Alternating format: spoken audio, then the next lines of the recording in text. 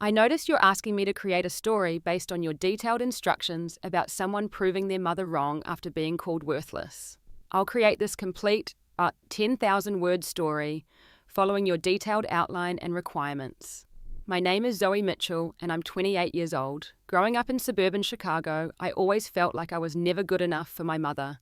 No matter how hard I tried, her approval remained just out of reach. But nothing could have prepared me for that devastating Thanksgiving dinner during my junior year of college, when she looked me in the eyes and said those words that shattered my heart, "You're worthless." That moment changed everything. It became the catalyst that pushed me to prove her wrong, not just for her, but for myself. Before I continue my story, let me know where you're watching from in the comments. And if you've ever felt undervalued by someone whose opinion mattered to you, hit that like and subscribe button. I was just 5 years old when I first noticed that my mother Amanda wasn't like other mums. While my friends' mothers would proudly display their children's artwork on refrigerators, mine would scrutinize my kindergarten drawings with a critical eye, pointing out that I had colored outside the lines or chosen unrealistic colors. "Trees aren't purple, Zoe," she would say with a sigh of disappointment. "You need to pay more attention to the world around you." My father Thomas was a quiet man who worked long hours at his accounting firm. When he was home, he rarely contradicted my mother, preferring to maintain peace rather than cause conflict.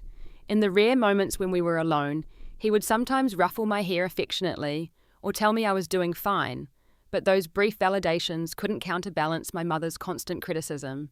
Things were different for my younger brother Jake. From the moment he was born when I was 3, it seemed like my mother had found her golden child. Jake could do no wrong in her eyes. When he brought home B's on his report card, she would praise his effort. When I brought home all A's except for one A, she would focus solely on that A, demanding to know what had gone wrong. "Why can't you be more consistent, Zoe?" she would ask. "Excellence isn't something you achieve occasionally. It's a standard you maintain." By the time I was 10, I had developed a strategy for surviving in our home: be as perfect as possible and stay out of the way. I threw myself into academics, joining the elementary school math team and spending hours studying. I joined the school choir and practiced piano diligently, hoping that achievement might finally win my mother's approval. But nothing was ever enough. If I won second place in a competition, she would ask why I hadn't won first.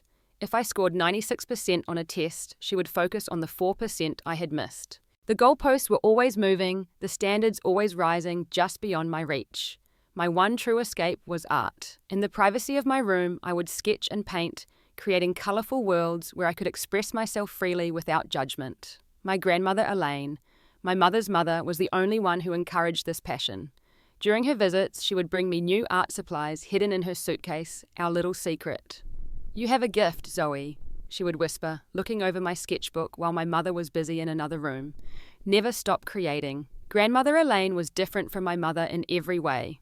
Where Amanda was rigid and critical, Elaine was warm and accepting. She had been an art teacher before retirement, and she recognized something in my work that even I couldn't see at that age. "Your mother was always very driven," Grandmother Elaine explained to me once.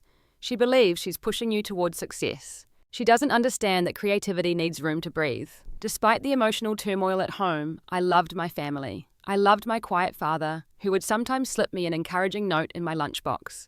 I loved my little brother, even though he was clearly the favorite. And despite everything, I loved my mother too. I kept believing that someday, somehow, I would finally do something good enough to make her proud. By the time I turned 12, I had developed a complex system of self-criticism that mirrored my mother's voice. Before she could point out my flaws, I would identify them myself, hoping to soften the blow.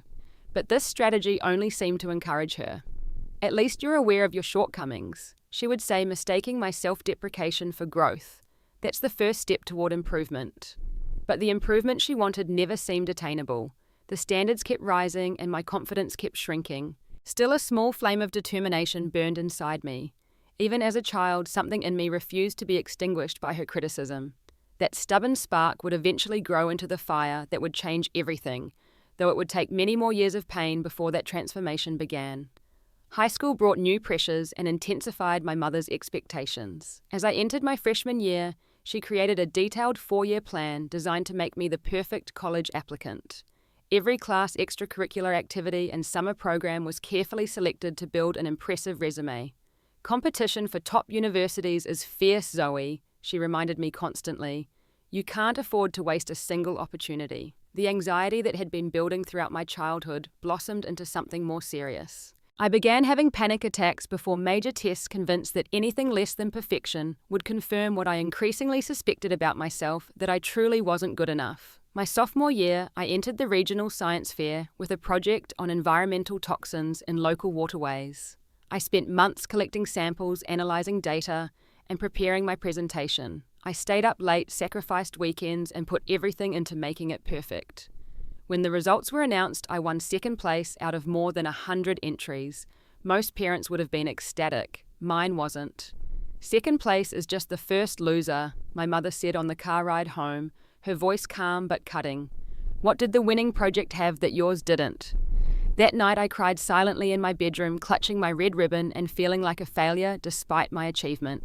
The next day at school, my science teacher congratulated me enthusiastically, telling me how impressed the judges had been. The contrast between his reaction and my mother's was jarring.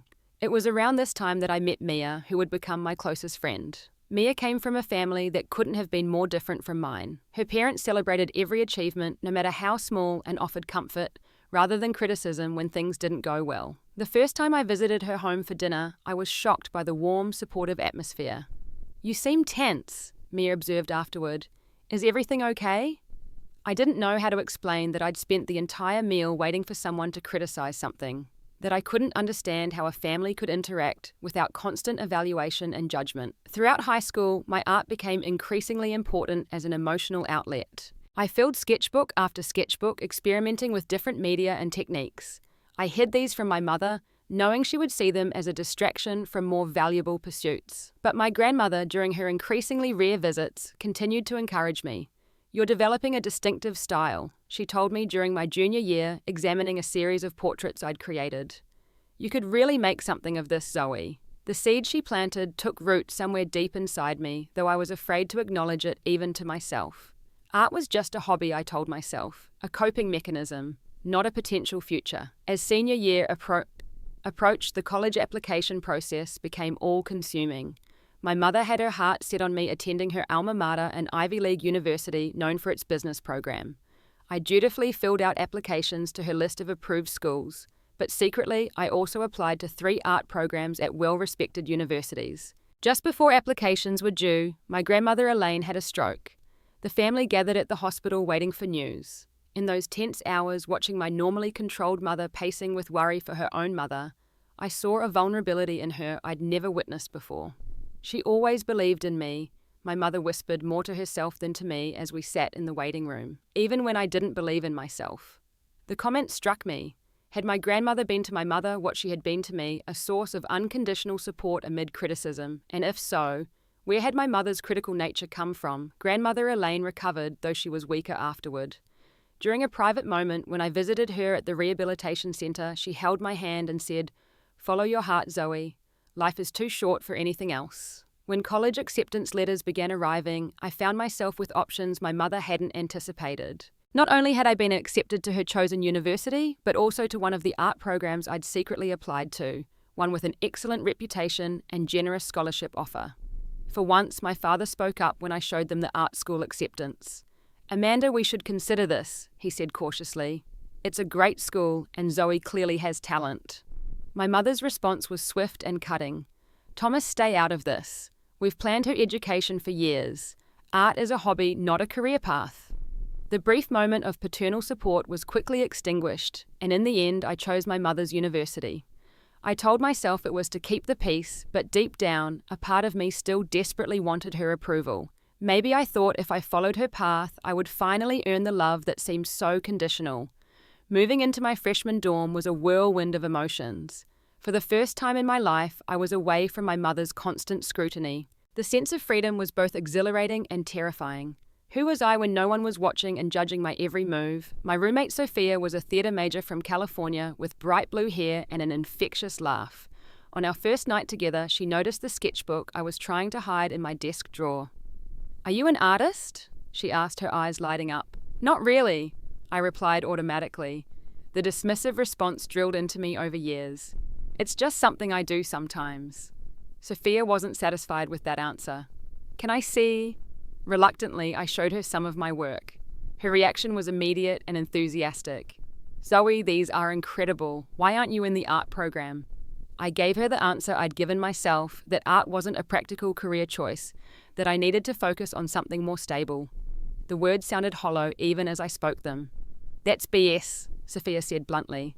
"You know the university has one of the best art programs in the country, right? You could still switch your major." The thought had never occurred to me. I had chosen the university because my mother wanted me to attend their business school. I hadn't considered that the same institution might offer a path to what I actually wanted. That first semester, I dutifully attended my business and economics classes, reporting my grades to my mother during our weekly phone calls. But I also signed up for an introductory drawing class as an elective, telling myself it would help balance my schedule. The moment I walked into the art building, something shifted inside me. The smell of paint, the sight of students working intensely at easels, the creative energy that seemed to pulse through the air, it felt like coming home. My drawing professor, Harrison Turner, noticed me immediately. After our third class, he asked me to stay behind. "You've had training, he said. It wasn't a question." "Not really," I replied. "I just draw a lot." Professor Harrison studied me carefully. "You have a natural talent that most of my students would kill for. Are you considering art as your major?" I started to give my rehearsed response about practicality, but something stopped me. Maybe it was being away from home, or maybe it was the genuine interest this accomplished artist was showing in my work. "I've always wanted to," I admitted. "But my mother thinks it's impractical." Professor Harrison nodded thoughtfully. "Many parents do, but consider, this is it practical to spend your life doing something that doesn't fulfill you?" That question haunted me for weeks. As the semester progressed, I found myself skipping business study sessions to spend more time in the art studio. My grades in business courses were good, but not exceptional. In drawing, I excelled. By the end of the first semester, I had made a decision that both terrified and exhilarated me. I would change my major to art. I wouldn't tell my parents right away. I would prove myself, first establish that this wasn't just a whim, but a viable path. The process of changing majors was surprisingly simple. My academic advisor seemed unsurprised by my decision after seeing my portfolio. By the beginning of my sophomore year, I was fully immersed in the art program while maintaining the fiction of being a business student for my mother's benefit. Living this double life was stressful, but also liberating. For the first time, I was following my passion. Under Professor Harrison's mentorship, my work improved rapidly. He pushed me to experiment to find my unique voice as an artist. "Art isn't just about technical skill," he told me. "It's about having something to say." By my sophomore spring, I was selected to participate in a student exhibition. To my shock, I sold 3 pieces on opening night. The feeling of having strangers value my work enough to pay for it was indescribable. As junior year began, I knew I couldn't maintain the deception much longer. My parents would expect to see business courses on my transcript, and eventually they would discover the truth. I began preparing myself mentally for the confrontation that would come during Thanksgiving break. "Be authentic," Professor Harrison advised when I confided my fears to him. "Your work comes from a place of truth. Bring that same truth to this conversation with your family." I spent weeks rehearsing what I would say, how I would explain my decision. I gathered evidence of my success, reviews of my work sales records from exhibitions, letters of praise from professors. I prepared for every argument my mother might make about the impracticality of an art career. What I couldn't prepare for was the visceral emotional response that would come when my carefully constructed explanation collided with my mother's immovable expectations. The drive home for Thanksgiving break felt like heading toward an execution. My stomach was in knots as I navigated the familiar roads leading to my childhood home. By the time I pulled into the driveway, my hands were shaking on the steering wheel. The house looked exactly as it always had, perfectly maintained colonial, with neatly trimmed hedges and a tasteful autumn wreath on the front door. My mother had always been meticulous about appearances. "Zoe, you've lost weight," were my mother's first words as she opened the door, her eyes scanning me critically. "Are you eating properly at school?" "No, hello, no, I missed you." Just immediate assessment and implied failure. "I'm fine, Mom," I said, forcing a smile. "Just busy with classes." My father offered a brief, awkward hug and took my bag upstairs. My brother Jake, home from his freshman year at a state university, gave me a casual nod from the couch where he was watching football. My grandmother Elaine, who now lived with my parents after her stroke, greeted me with genuine warmth from her chair by the window. "Let me look at you," she said, holding out her hands to me. "There's something different. You're standing taller." I spent the next day helping prepare for Thanksgiving, chopping vegetables and setting the table while avoiding any substantive conversation about school. I knew the dinner table would be the battlefield, and I was saving my energy for that confrontation. Thanksgiving dinner in the Mitchell household had always been a formal affair. My mother insisted on using the good china and silver crystal glasses and pressed linen napkins. The food was traditional and expertly prepared, the table setting worthy of a magazine spread. This year was no exception. As we settled around the table, my father at one end and my mother at the other, I felt my heart racing. Grandmother Elaine sat beside me, occasionally patting my hand under the table as if sensing my anxiety. The conversation started innocuously enough. Weather, traffic, local news. Then inevitably it turned to school. "How are your business classes going, Zoe?" my mother asked, serving herself a small portion of cranberry sauce. "Are you keeping your GPA up for graduate school applications?" The moment had arrived. I took a deep breath and placed my fork carefully beside my plate. "Actually, Mom, Dad, I need to tell you something. I'm not taking business classes anymore." The silence that followed was deafening. My mother's hand froze midair, the cranberry sauce spoon suspended. "What do you mean?" she asked, her voice dangerously quiet. "I changed my major last year," I said, trying to keep my voice steady. "I'm studying art now. Fine arts with a focus on painting and mixed media." My mother placed the serving spoon down with deliberate slowness. "You did what without consulting us?" "I knew you wouldn't approve," I said. "But it's what I love, what I'm good at. I've been selling my work at exhibitions, and my professors think I have real potential for a career in..." "A career?" My mother's laugh was cold. "In art? Do you have any idea how ridiculous that sounds?" My father cleared his throat uncomfortably. "Amanda, maybe we should discuss this after dinner." "No, Thomas. This needs to be addressed now." My mother's eyes never left my face. "Do you have any concept of how competitive the art world is? How many talented people end up waiting tables because they can't sell their work? We didn't send you to an expensive university for you to throw away your future on a hobby." "It's not a hobby," I insisted, pulling out my phone. "Look at the reviews from my last exhibition. 3 galleries have expressed interest in my work after graduation, and I've already sold pieces for enough to cover next semester's books." My mother didn't even glance at the screen. "Put that away. This is a dinner table, not a business meeting. Though clearly you've forgotten everything you learned in those business classes." Jake smirked slightly, enjoying the spectacle of me being taken down a notch. My father stared at his plate, avoiding involvement. Only Grandmother Elaine watched me with sad, understanding eyes. "Mum, I'm good at this. Really good. Professor Harrison says I have a distinctive perspective that..." "Professor Harrison?" My mother's voice rose slightly. "And who is he to determine your life path? Some failed artist who had to resort to teaching because he couldn't make it in the real world." The unfairness of that characterization stung. Professor Harrison was a respected artist whose work had been featured in major galleries across the country. "That's not true," I said, feeling my own anger rising. "He's successful and respected.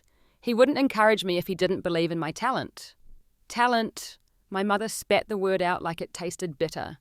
"Talent doesn't pay mortgages, Zoe. Talent doesn't provide health insurance or retirement savings. We raised you to be practical, to understand how the world actually works." "Amanda?" my grandmother interjected softly. "Perhaps you should look at Zoe's work before judging her decision." "Stay out of this, Mother," Amanda snapped. "Your encouragement of her artistic fantasies is part of the problem."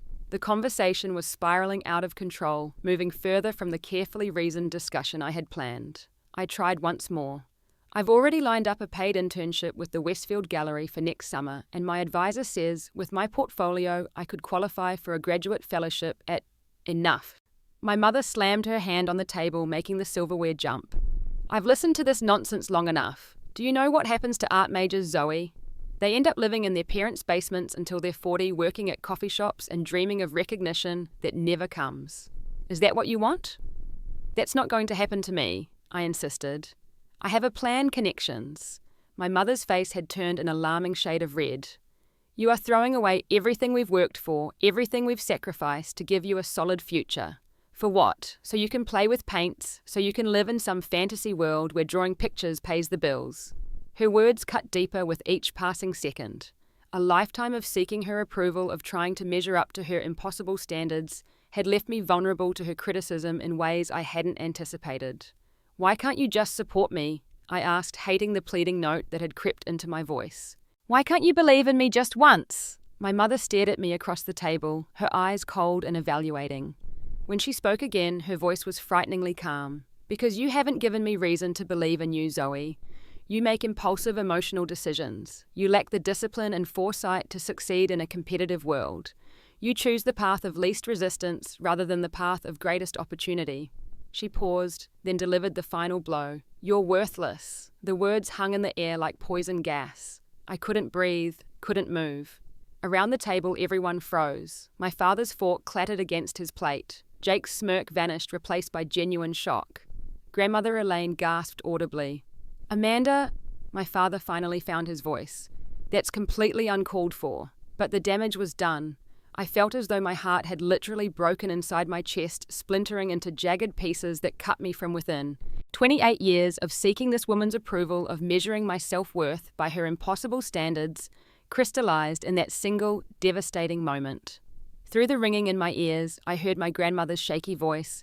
"Zoe dear, don't listen to her. She doesn't mean it." But I knew she did mean it. The cold certainty in my mother's eyes confirmed it. In her judgment, I had failed the fundamental test of worth conformity to her vision of success. I stood up slowly, my legs surprisingly steady, despite the earthquake happening inside me. Without a word, I walked away from the table, through the kitchen, and out the back door into the cold November air. Behind me, I heard raised voices. My father and grandmother confronting my mother, her defensive responses. None of it mattered anymore. Something had broken permanently in that moment, but something else, something unexpected, had begun to form from the shattered pieces. As I stood on the back porch watching my breath form clouds in the frigid air, a strange calm settled over me. For the first time in my life, I saw with perfect clarity that I would never earn my mother's approval no matter what I did. The liberation in that realization was both terrifying and exhilarating. Grandmother Elaine joined me a few minutes later, draping a warm shawl around my shoulders. "Your mother is wrong," she said simply. "So deeply, fundamentally wrong." I nodded, unable to speak past the lump in my throat. "She learned this from her father," Grandmother continued.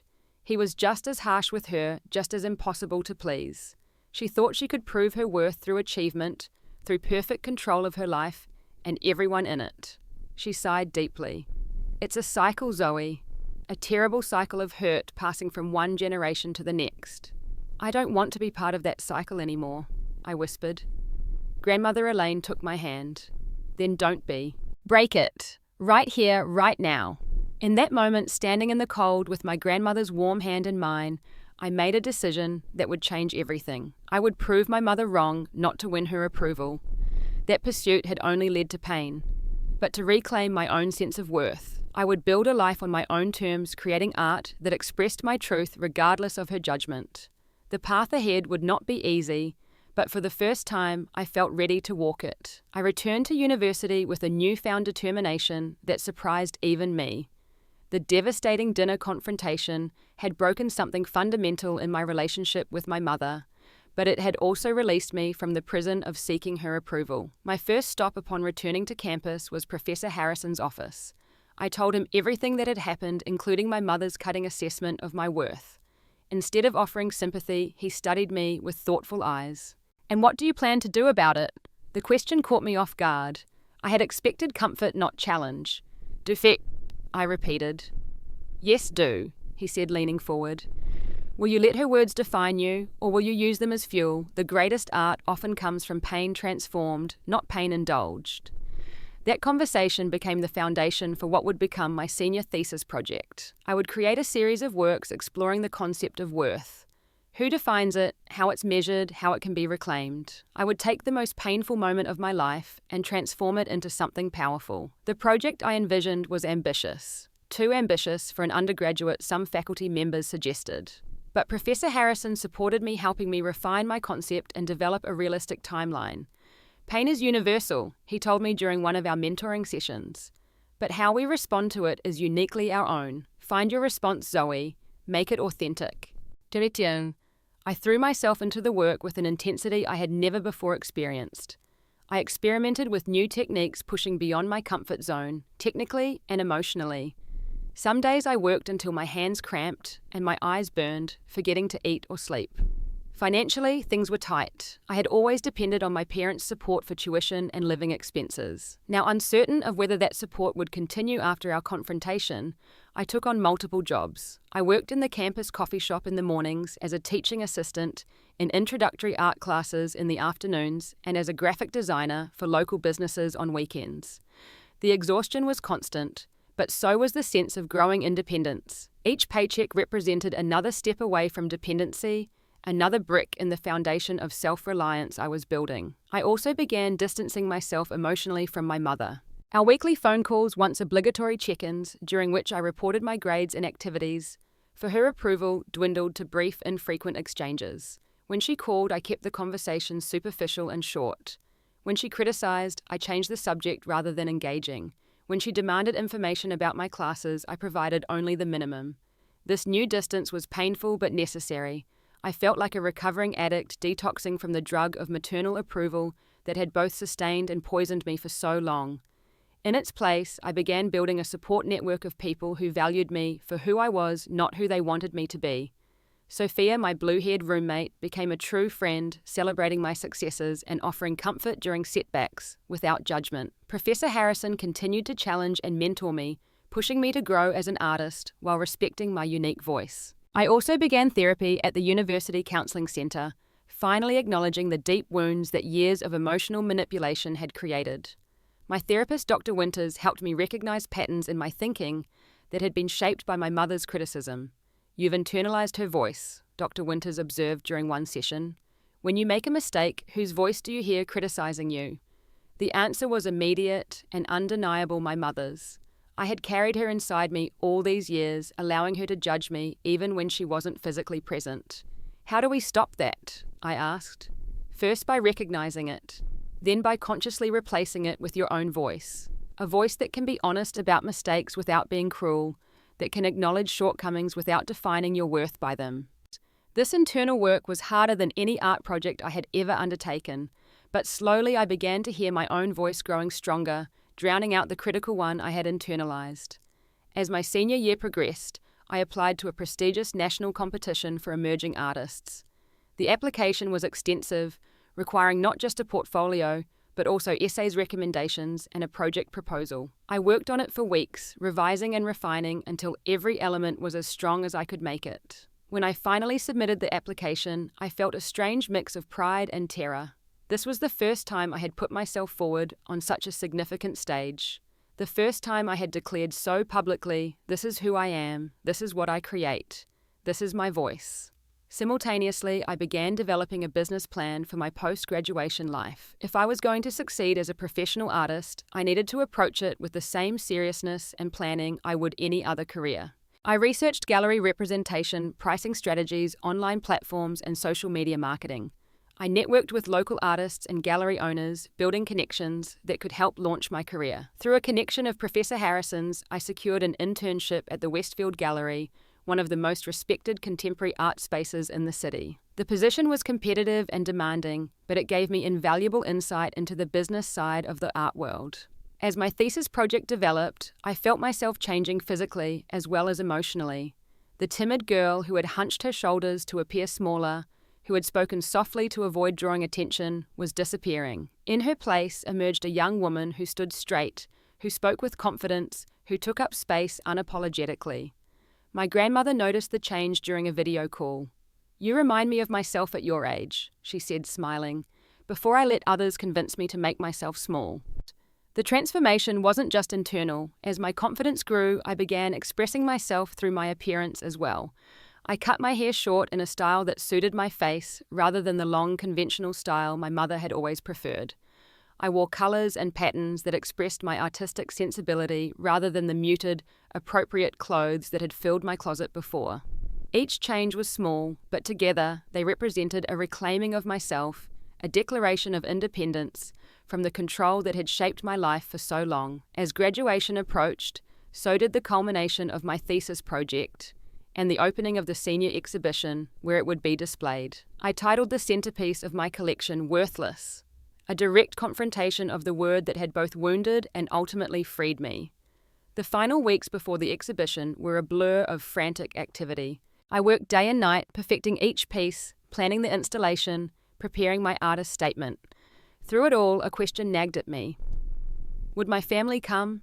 Should I even invite them? After much consideration and several discussions with Dr. Winters, I decided to send formal invitations to both the graduation ceremony and the exhibition opening. Whatever their response, I would be ready. This was my moment, my triumph, and I would claim it fully, with or without them. The day of my exhibition opening dawned clear and bright. It was scheduled for the evening before graduation, a time when the university campus was buzzing with the energy of completion and new beginnings. As I helped install my work in the gallery space, I felt surprisingly calm. The collection I had created over the past year was powerful and cohesive, telling the story of a journey from worthlessness to self-reclamation. Each piece represented a stage in that journey, culminating in the centerpiece installation that transformed the word worthless into something beautiful and profound. Professor Harrison stopped by during installation, observing quietly as I made final adjustments to the lighting. "You've done something remarkable here, Zoe," he said finally. "Not just technically, but emotionally. You've transformed your pain into power." His words affirmed what I already felt. Regardless of the audience's reaction, I had accomplished something significant. I had taken the darkest moment of my life and created light from it. By late afternoon, everything was ready. I returned to my apartment to prepare myself for the opening. Sophia helped me choose an outfit that made me feel both professional and authentically myself. A structured black jumpsuit paired with a handmade necklace featuring fragments of my early sketches preserved in resin. "You look like a real artist," Sophia said, adjusting the necklace. "Like someone who knows exactly who she is." The gallery began filling with people shortly after the doors opened at 7 p.m. Faculty members, fellow students, local art enthusiasts, and even a few gallery owners I had met through my internship mingled in the space, examining my work and murmuring appreciative comments. I was speaking with one of my professors when I heard a familiar voice behind me. "Zoe!" I turned to find my grandmother Elaine looking elegant, despite her frailty, supported by my father's arm. Behind them stood my brother Jake, looking uncomfortable in a suit, and, to my shock, my mother, her expression unreadable. "You came," I said, unable to hide my surprise. "Of course we came," my grandmother said, reaching for my hand. "We wouldn't miss this important day." My father cleared his throat. "Your work is impressive, Zoe. Very impressive." Jake nodded awkwardly.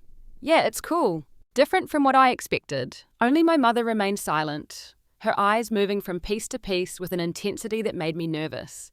I had prepared myself for her criticism, her dismissal, even her anger. I wasn't prepared for her careful attention. I excused myself from my professor and guided my family through the exhibition, explaining my concept and the techniques I had used. My father and Jake listened politely, asking occasional questions. My grandmother beamed with pride, patting my arm frequently. My mother said nothing, just continued her careful examination of each piece.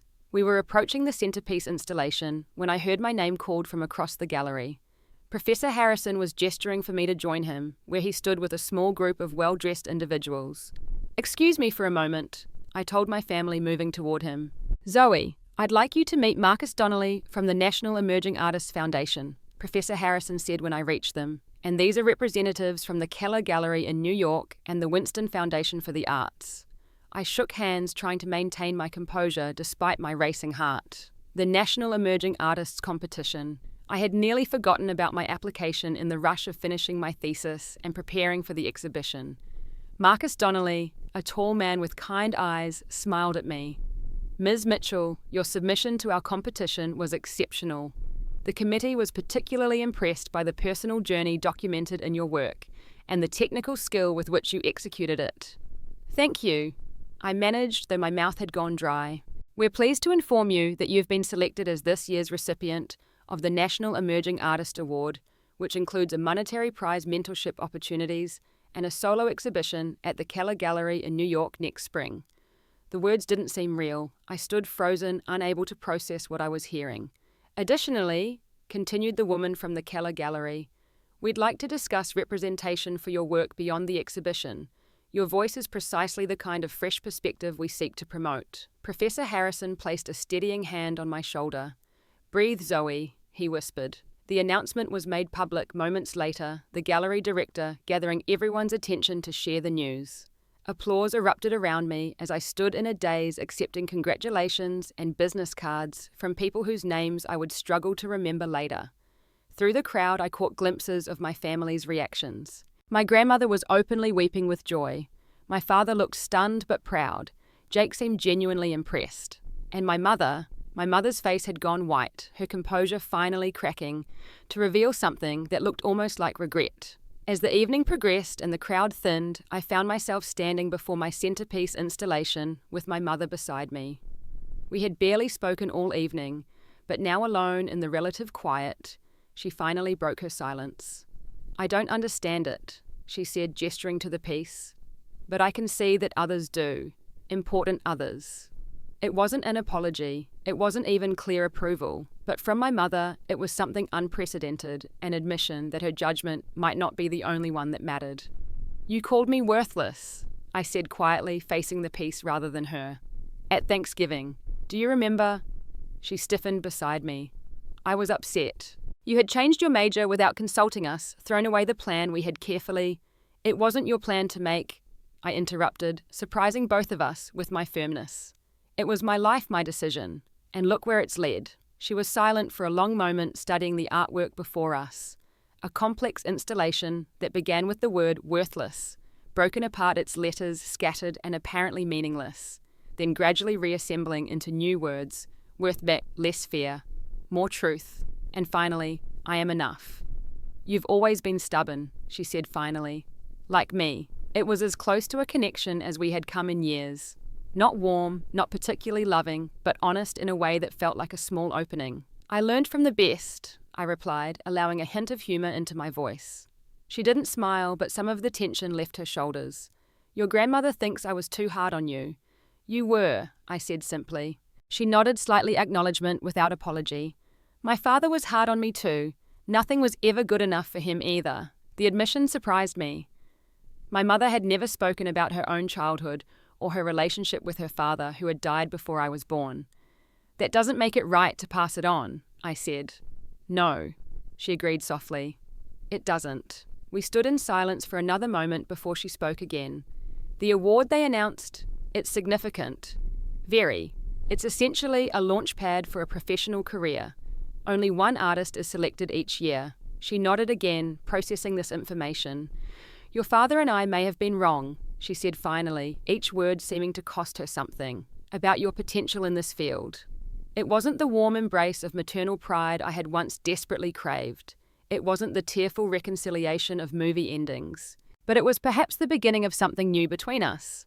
A relationship based on respect rather than control, on seeing each other as we actually were, rather than as we wished the other to be."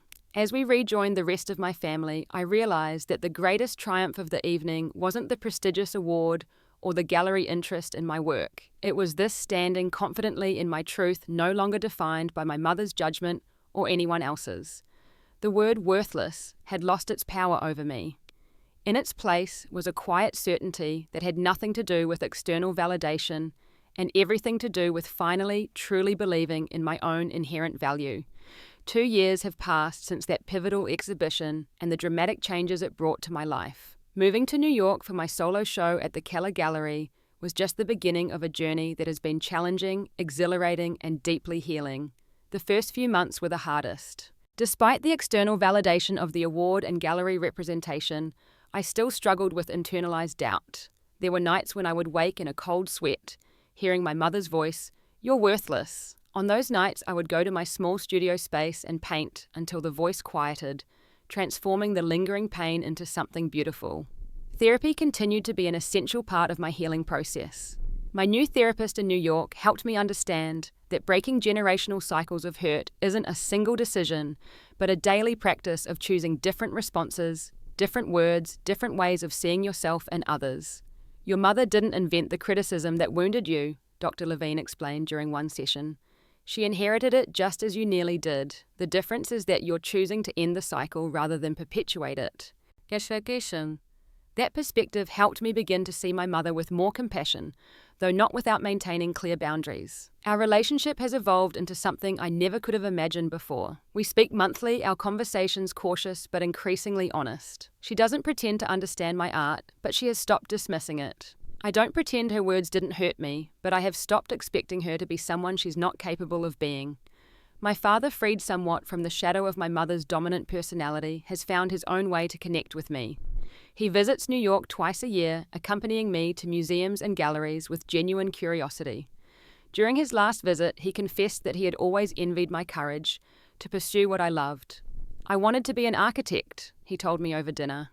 But my father insisted business was more practical.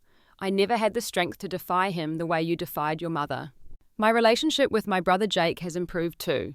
The competitive dynamic fostered by our mother's favoritism has faded as we've established our separate adult lives. He's found success in his own field, and we've discovered we can appreciate each other's achievements without comparison. Grandmother Elaine remains my most steadfast supporter. Though her health continues to decline, her spirit remains strong. I call her every Sunday, sharing stories of my week and listening to her wise perspective on life and art. I always knew you had something special inside you, she often says.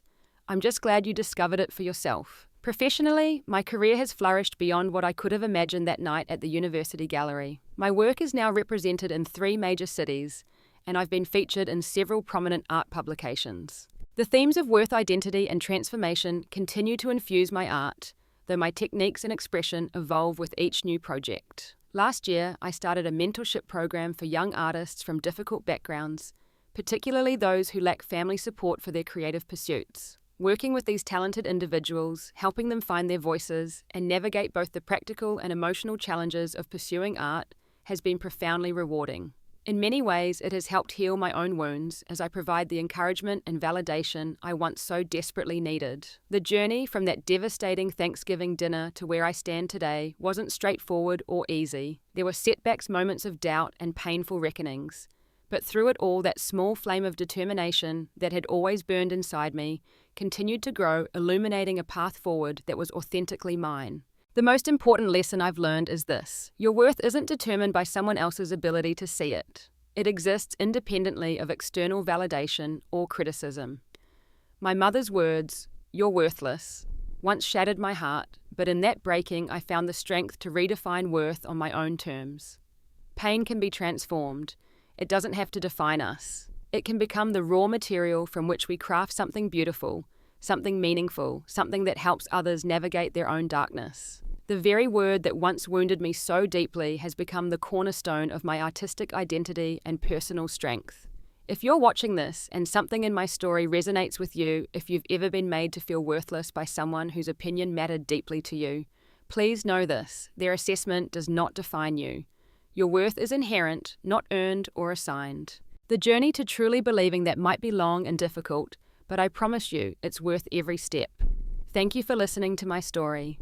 If it touched you in any way, please like, subscribe, and share it with someone who might need to hear it. And I'd love to hear in the comments about a moment when you reclaimed your own sense of worth after someone tried to diminish it. How did you prove them wrong? What creative force emerged from that challenge? Remember, by sharing our stories, we help each other heal and grow stronger.